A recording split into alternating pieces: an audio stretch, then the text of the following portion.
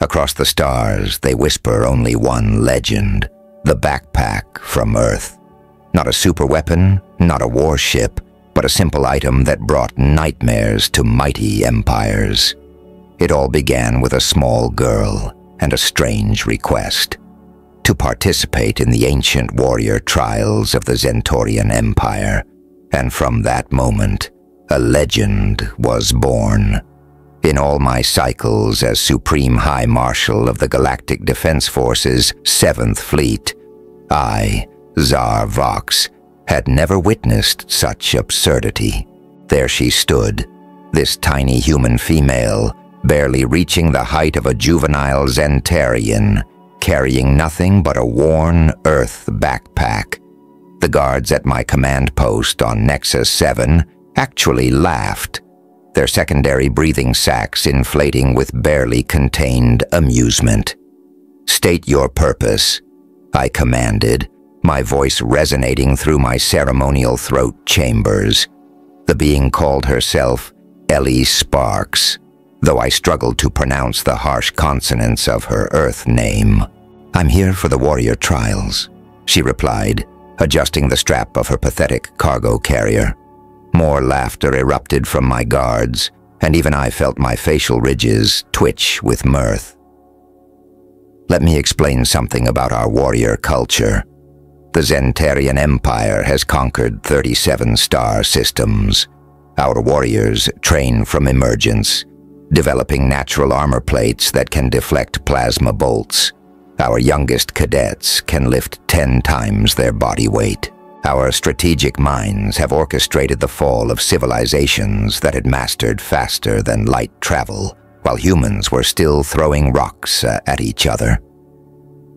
"You understand," I said, leaning forward in my command throne, "that the last human who attempted our trials returned home in a medical stasis pod." I expected fear, perhaps a tremor in her voice. These humans, so soft, so breakable. "Did they bring a backpack?" she asked, with such casual confidence that several of my guards stopped laughing. I noticed Thal Rex, my security chief, shift uncomfortably. I stood, my full 3-meter height casting a shadow over her small frame. "The warrior trials are not a tourist attraction, human. They are a sacred tradition dating back to the first conquest. Warriors come from across the galaxy to prove their worth." "Neat," she responded, using some primitive Earth expression. "Where do I sign up?" I activated my neural implant, projecting the registration hologram. "You will need to surrender all weapons and technology before entering the trials." Ellie Sparks shrugged off her backpack, unzipping it with a sound that made my audio receptors cringe. "Just some trail mix, water, basic supplies, you know, backpacker stuff." Thal Rex stepped forward, his scanning device humming. "High Marshal, I detect no energy weapons, no shields, no battle augments." He paused, confusion evident in his secondary eyes. "There appears to be a device she calls a smartphone, but its processing power is laughably primitive. And you intend to face our trials with trail mix?" I couldn't keep the sarcasm from my voice modulator. The concept was so ridiculous it almost qualified as a diplomatic incident. "Among other things," she said, smiling. That unnerving human expression where they bare their teeth but somehow mean it peacefully. "You'd be surprised what you can fit in a good backpack." I should have rejected her application, should have had her escorted back to the spaceport and off my planet. But something in her demeanor, that infuriating confidence, that calm certainty, made me curious. Perhaps it was time to teach humanity another lesson about their place in the galactic hierarchy. "Very well," I rumbled, inputting her data into our system. "The trials begin at first dawn. Your quarters have been assigned. I look forward to adding your name to our very long list of failures."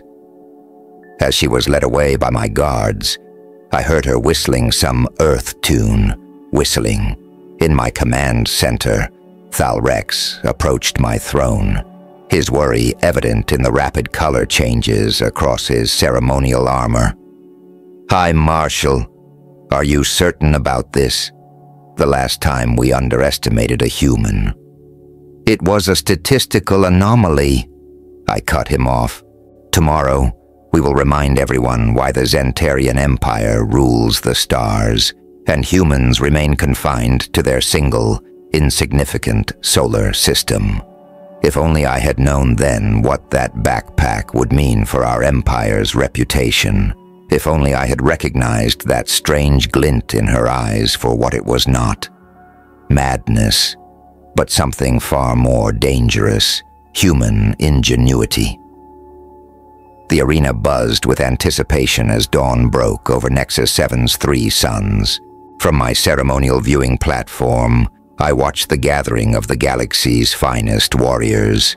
The Drachnid champions with their bioengineered battle forms stretched their wing membranes in the morning light. The Vorl battle priests chanted their war hymns, their metallic skin reflecting the sunrise.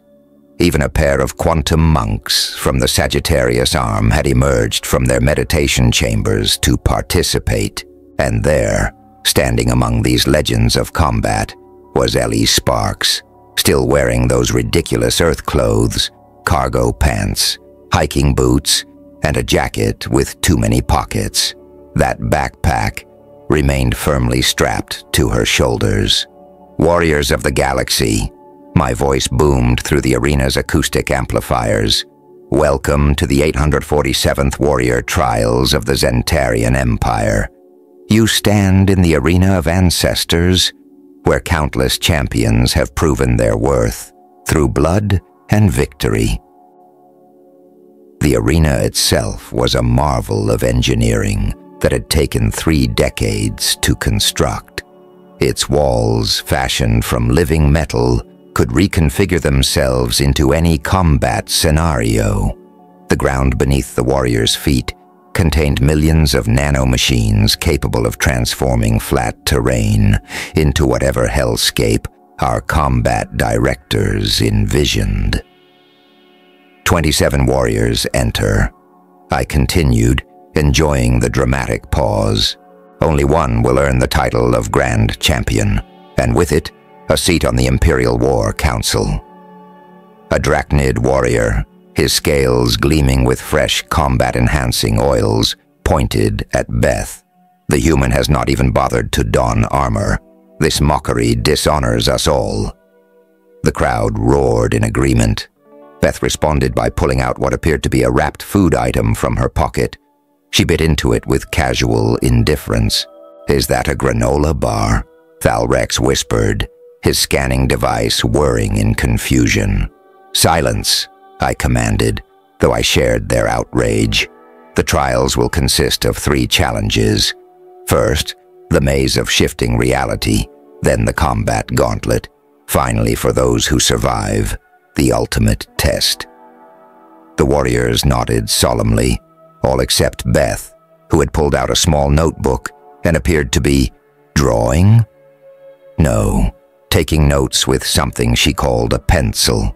The Vorl battle priests nearest to her backed away, as if her strangeness might be contagious. "The maze begins in 1 hour," I announced.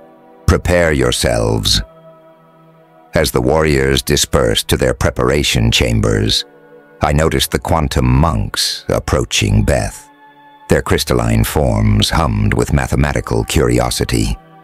"You have a 0.01% chance of survival," they calculated in unison.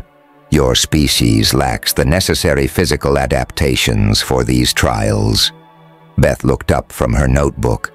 "Did you factor in the contents of my backpack?" "Irrelevant variables," they hummed. "Your primitive carrying device contains no weapons our sensors can detect." "Then your calculations might need some updating," she replied, sketching something else in her notebook. I turned to Thalrex, who was reviewing the security feed's report. "Most warriors are performing their pre-battle rituals," he said. "The drachnids are activating their combat glands.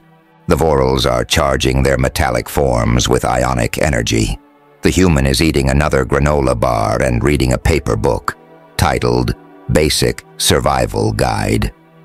Has she made any attempts to access restricted areas, communicate with outsiders, sabotage the arena systems?" "No, High Marshal. She spent most of the night reading and organizing items in her backpack. Our sensors recorded her sleeping for precisely 6 hours, then performing light physical exercises called yoga. Something about her behavior disturbed me. Warriors facing the trials usually spent the night before in meditation or combat practice. They didn't do stretches, eat snacks, or read books." High Marshal Thalrex's voice dropped lower. "There are rumors spreading among the maintenance staff, stories about other times humans have appeared calm before revealing unexpected capabilities." "Propaganda." I dismissed his concerns. "The human will be eliminated in the first challenge. The maze of shifting reality has broken warriors twice her size, with technology centuries ahead of Earth's capabilities. Yet, as I watched Ellie Sparks calmly repacking her backpack, checking its straps with practiced efficiency, a tiny doubt crept into my mind. What was it humans called it? A gut feeling, ridiculous. I had no Earth gut to feel with. The arena's warning horn sounded, signaling the approach of the first trial. The warriors lined up at their designated starting positions. The drachnids flexed their battle forms. The Vorns hummed with charged energy. The quantum monks calculated their optimal paths. And Ellie Sparks, she was retying her shoelaces, whistling that same tune from yesterday, the backpack sitting ready beside her. The human looked up at my platform and gave a small wave, not a gesture of fear or defiance, but something far more unsettling, friendly confidence. "Let the trials begin," I commanded, pushing away my unease. After all, what threat could one human and her backpack pose in an arena designed to challenge the galaxy's deadliest warriors? I was about to find out. The maze of shifting reality sprang to life beneath our feet. Living metal walls erupted from the ground, transforming the arena into a labyrinth of ever-changing corridors. The nanomachines activated their reality distortion fields, creating sections where gravity reversed, time dilated, and space itself folded like paper. From my command platform, I watched through multiple holographic feeds as warriors confronted their first challenges. The drachnids immediately activated their battle forms, their bodies morphing into sleek hunting shapes. The Vorn battle priests converted their metallic skin into radar arrays, mapping the maze's electromagnetic patterns. The quantum monks simply phased through several walls, their mathematical powers letting them exist in multiple probability states. "Where is the human?" I demanded. Thalrex cycled through the feeds. "There, High Marshal, Section 7 Beta." The image showed Ellie Sparks standing before a gravity-inverted corridor where random bursts of temporal energy made the walls ripple like water. Any normal being would need advanced shielding just to survive the physics warping effects. She reached into her backpack and pulled out a ball of string. "What is she doing?" I leaned forward, my throat chambers constricting in confusion. Beth tied one end of the string to a secure point, then began walking into the corridor. The string trailed behind her, creating a physical guide through the chaos. When a temporal burst approached, she simply checked her path and stepped aside, as if dodging raindrops. "Impossible," Thalrex whispered. "The timing of those bursts is randomized by quantum algorithms. She cannot be predicting them." "She is not predicting," I realized. my secondary eyes widening. She is reading them like ripples on water. A Drachnid warrior burst through a nearby wall, its battle form radiating aggressive pheromones. It spotted Beth and lunged, certain of an easy elimination. She glanced at her string, took 2 steps left, and the Drachnid flew past her, straight into a temporal burst. The warrior's enhanced form froze in a bubble of dilated time, trapped until the maze reset. The spectators in the viewing galleries buzzed with confusion. This was not how humans were supposed to behave. Where was the crude technology? The brute force attempts to overpower obstacles? The panicked retreats? Beth consulted a small device from her pocket, what looked like a simple compass, then proceeded down a new corridor.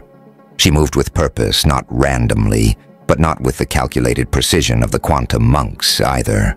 She is using primitive tools to navigate quantum space. One of my science officers reported, mandibles clicking in agitation. It should not be working yet. The maze's next section featured reversed gravity. The Vorn battle priests were crawling along the ceiling, their magnetic fields keeping them anchored. Beth reached into her backpack again and retrieved a small folding grappling hook and rope. That equipment would not pass safety regulations on a human construction site, Thalrex noted, scanning it. The materials are not even military grade. Yet she used it with practiced ease, swinging through anti-gravity zones like some Earth primate in a forest. When the hook caught on an unstable section, she let it go without hesitation, already pulling a spare from her pack. "How many of those does she have?" I demanded. "Unknown, High Marshal. Our sensors cannot penetrate some kind of cloth organization system inside her backpack." The viewing galleries had fallen silent now. Warriors, diplomats, and nobles from across the galaxy watched as Ellie Sparks navigated the maze not with power or advanced technology, but with string, hooks, and what appeared to be a paper map she was drawing as she went. A group of quantum monks phased into her path, their crystalline forms resonating with recalculated probabilities. "Your success defies our models," they hummed. "Explain." "Ever been hiking?" Beth asked, marking something on her map. "This is just like finding a trail through the Rockies during storm season, except, you know, with more physics breaking." The monks attempted to calculate a response, but she was already moving, ducking under a temporal burst that would have disrupted their quantum state. Their crystalline forms flickered with what might have been embarrassment.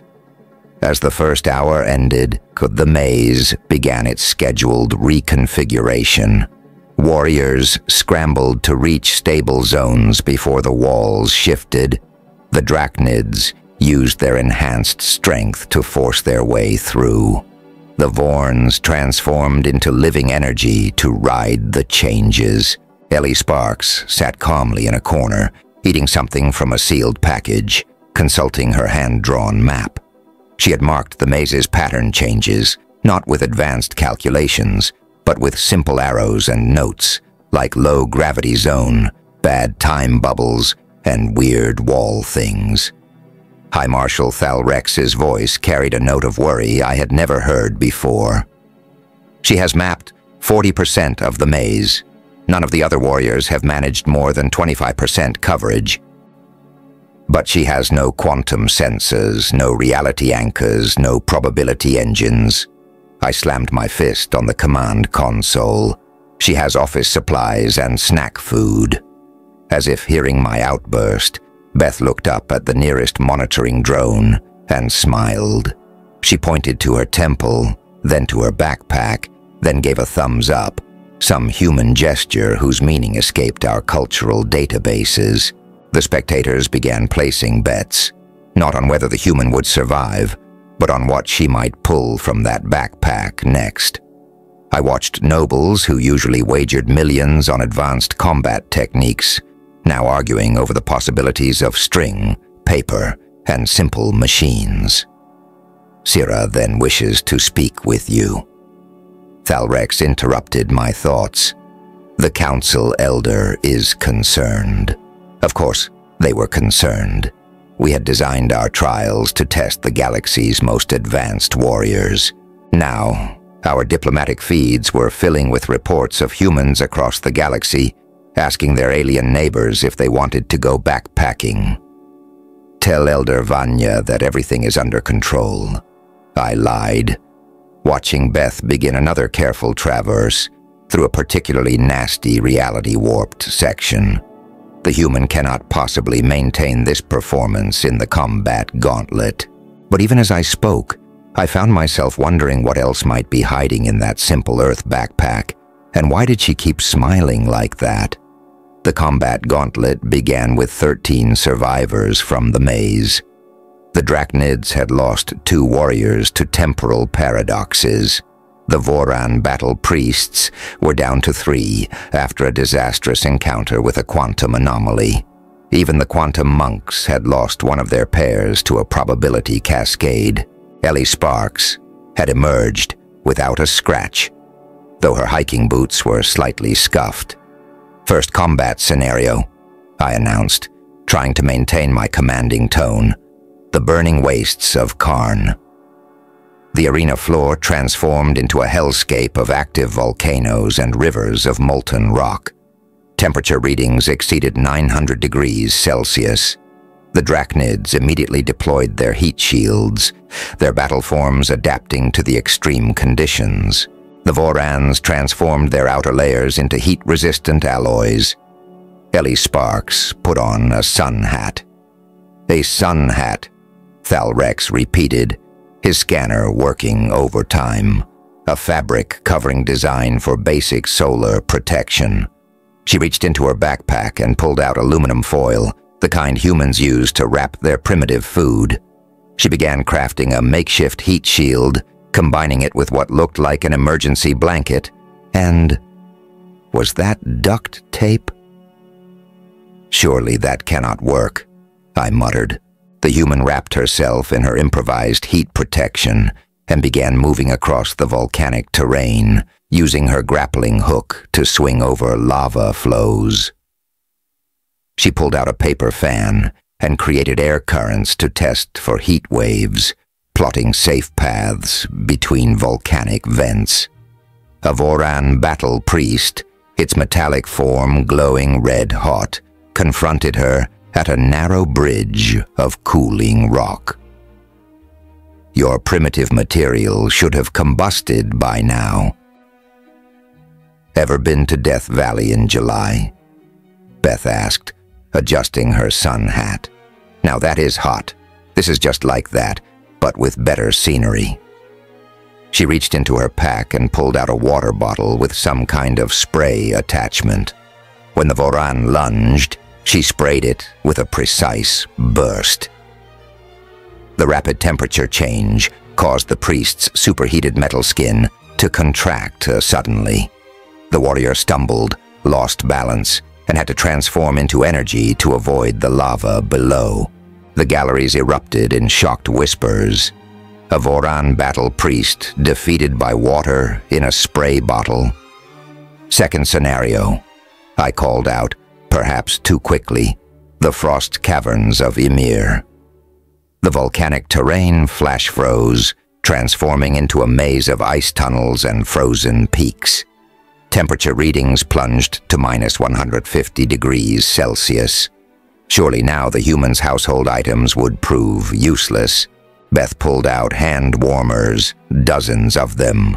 Simple chemical heat packs that human hikers used in cold weather. She activated them and placed them strategically around her clothing. That is barely enough heat to keep a small animal alive, one of my science officers protested. But she kept moving, now pulling out some sort of spiky attachments for her boots. The galleries watched in fascination as she effectively ice-climbed through terrain that had forced the Drachnids to expend precious energy maintaining their thermal regulation. Third scenario, the Quantum Storm Arena. the ice dissolved into a chaotic battlefield where reality itself became a weapon. Random quantum fluctuations could tear apart anything not properly shielded. The remaining quantum monks hummed in approval, their crystalline forms perfectly suited for this environment. Ellie Sparks took out a mirror. A mirror? Thalrex's voice rose several octaves. She positioned it carefully, using it to reflect and observe quantum distortions in space. When a reality warping wave approached, she simply stepped aside, as if she could see it coming. The mirror somehow was deflecting quantum effects that should have bypassed physical objects entirely. "It is a simple glass mirror," my science officer insisted. "This does not follow any known laws of physics." "Has anyone tested mirror reflections against quantum waves?" I asked. A long silence followed.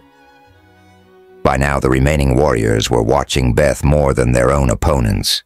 Her backpack had produced solutions to challenges that their advanced technology struggled to overcome. The Drachnid champion, Kor Mal, raised his primary combat limb. "I demand to know what powers that storage device," he growled. No simple container could hold so many perfect solutions. Beth looked genuinely confused. "It is just really well organized. I used packing cubes." The human reached into her backpack yet again and pulled out tea bags.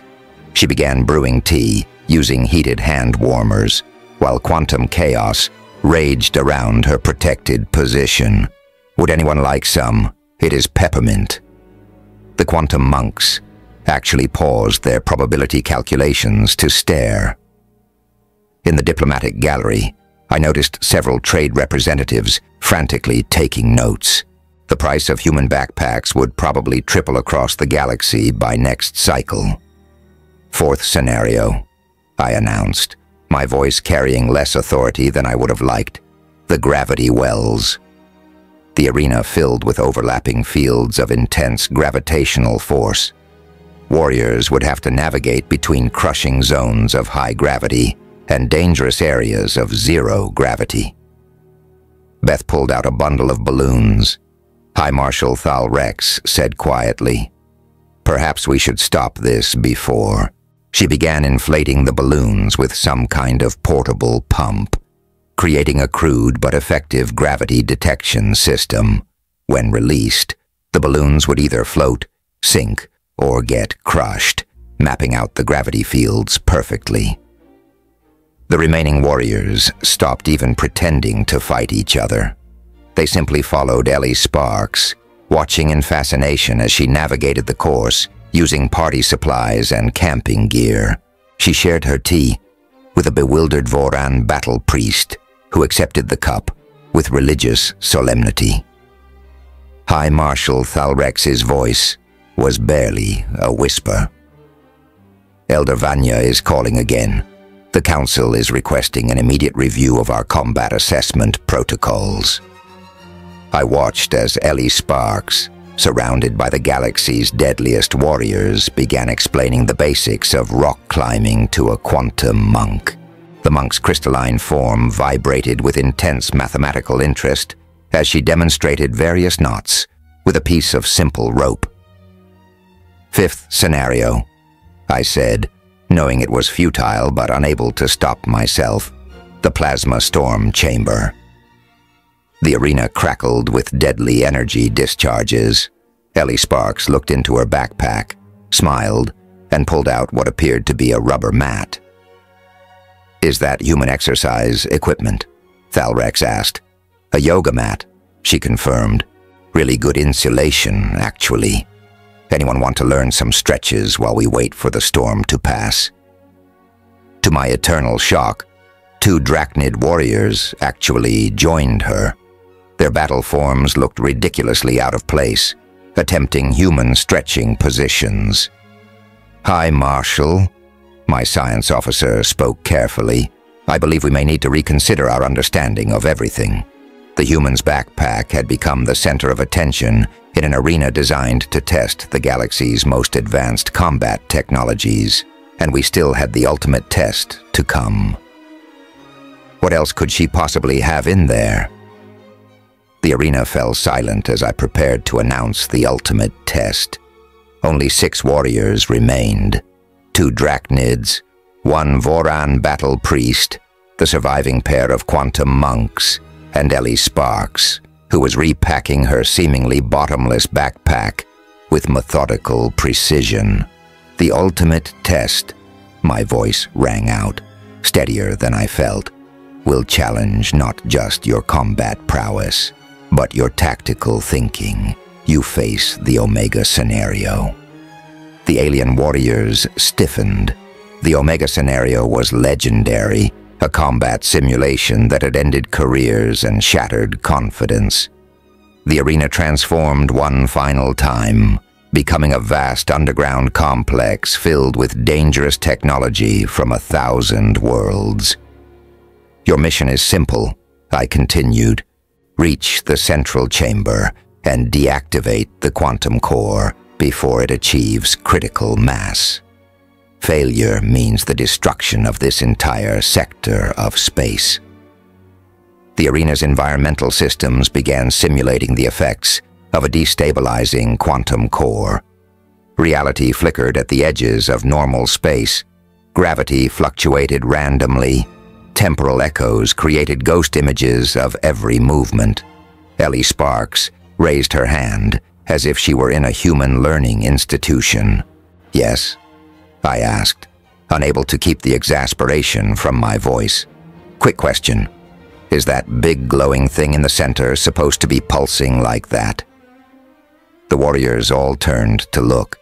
The quantum core simulation was indeed pulsing with increasing intensity, its containment fields already starting to fail. The core will achieve critical mass in 15 minutes, I announced. The first warrior to reach and deactivate it will be declared champion of the Zentorian Empire. The drachnids immediately activated their final combat forms, bodies shifting into living weapons. The Voran battle priest began chanting ancient codes, its metallic skin programming itself for quantum interaction. The quantum monks started calculating probability vectors through 11 dimensions. Ellie Sparks took off her backpack and dumped out its remaining contents. The gallery leaned forward collectively, finally about to witness the secret of her success. Out tumbled the collection of items that made my security team question their sensor calibrations. A bundle of zip ties, several packages of sticky notes in various colors, a roll of twine, a small bottle of soap, a packet of effervescent tablets, some rubber bands, a compact umbrella, a light-up bouncy ball, a miniature sewing kit, 3 more packages of trail mix. That is it? Cormal, the lead drachnid warrior, actually laughed. Those are your weapons for the ultimate test. Never said they were weapons, Beth replied, sorting items with quick efficiency. Just tools. She pulled out her notebook, flipped through pages of hand-drawn maps and notes, then nodded to herself. The quantum core pulsed again, sending waves of distorted space-time through the arena. The warriors charged forward, each taking different approaches. The drachnids used brute force, smashing through barriers with their enhanced forms. The Voran priest phased through solid matter, its metallic body vibrating at quantum frequencies. The monk simply ignored normal space, calculating paths through higher dimensions. Ellie Sparks started making paper airplanes out of sticky notes. High Marshal Thal Rex said, "I believe the stress of the trials has affected her reasoning capacity."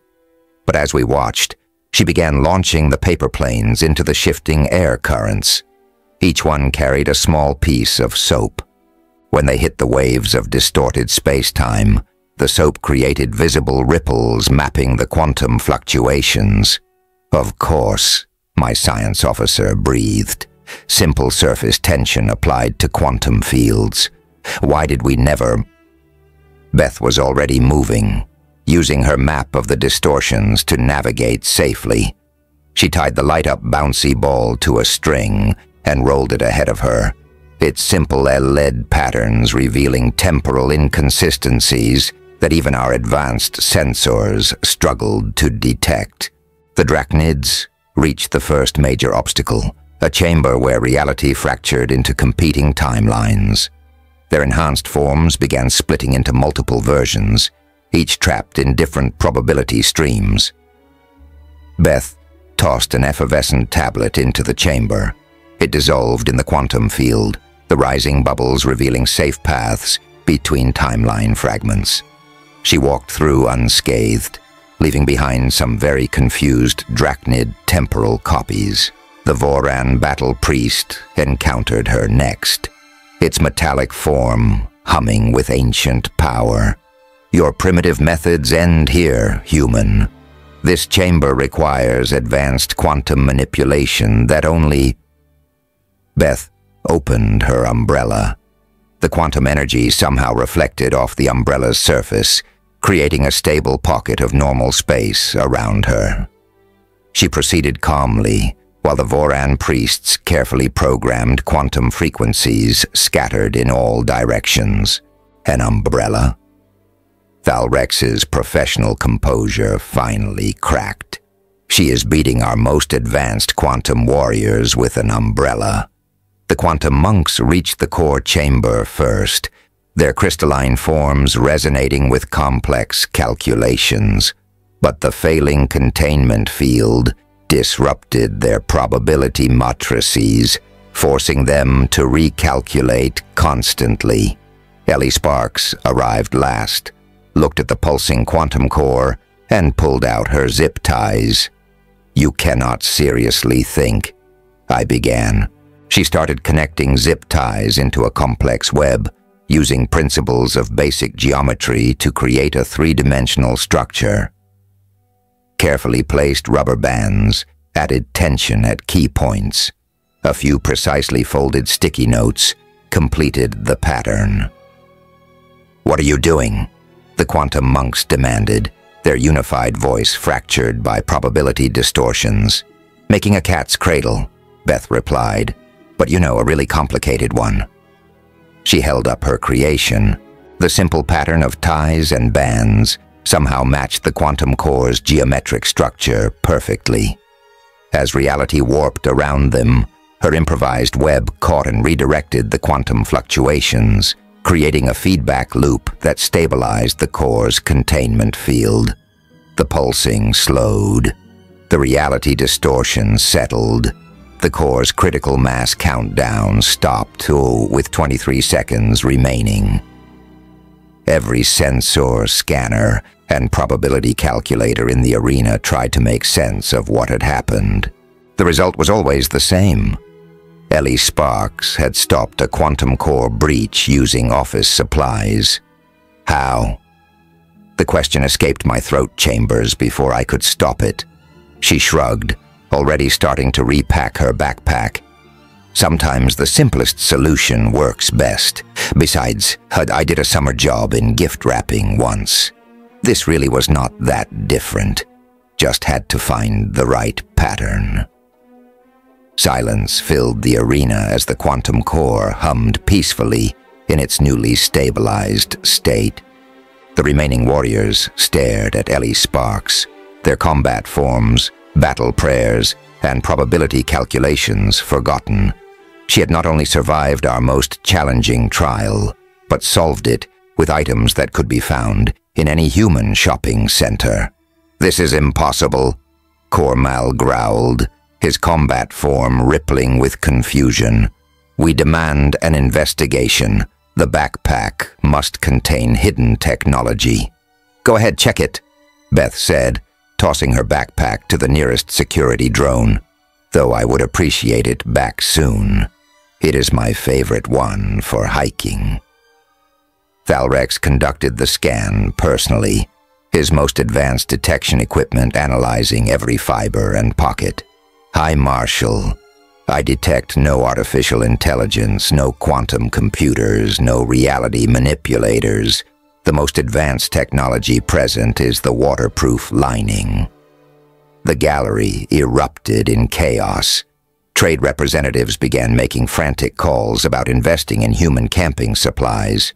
Military observers argued about rewriting combat doctrines. The quantum monks had entered a state of deep mathematical meditation, attempting to reconcile their probability models with what they had witnessed. "Tell me," I said, descending from my command platform to face Ellie Sparks directly. "Did you know your simple tools would work against our advanced technology?"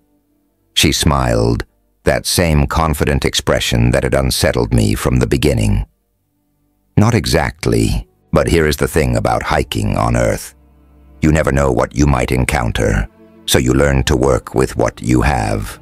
Sometimes a storm rolls in, sometimes your gear fails, sometimes you run into a bear. You compare our advanced combat trials to encountering an Earth bear." The Vorn battle priest sounded scandalized.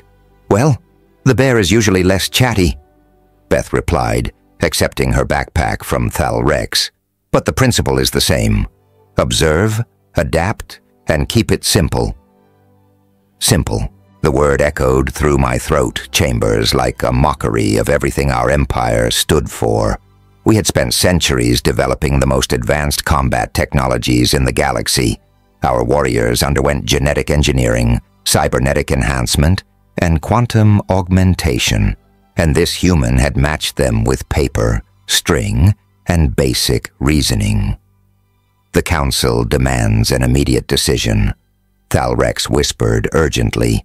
"The victory must be officially declared." I straightened to my full height, knowing my next words would be broadcast across the galaxy. "Ellie Sparks of Earth, step forward."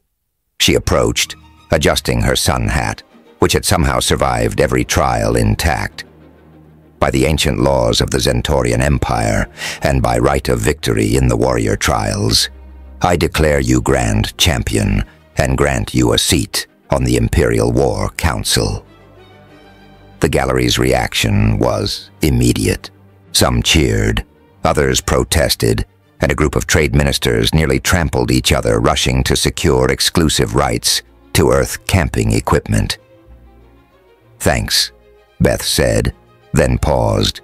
"Though about that council seat, would it be okay if I sent a substitute sometimes? I have this great hiking trip planned next month in the Himalayas."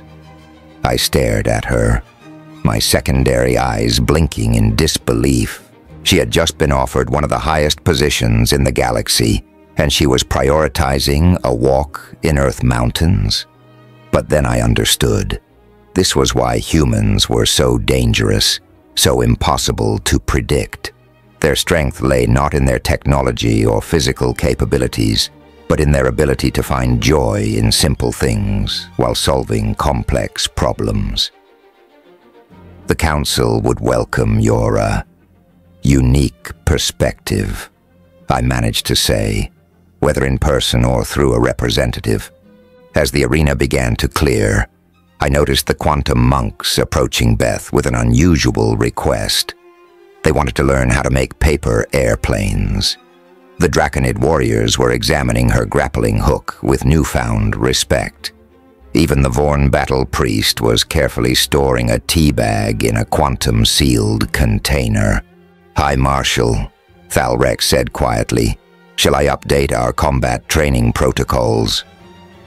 I watched Ellie Sparks teaching ancient, highly evolved warriors how to fold paper into flying shapes.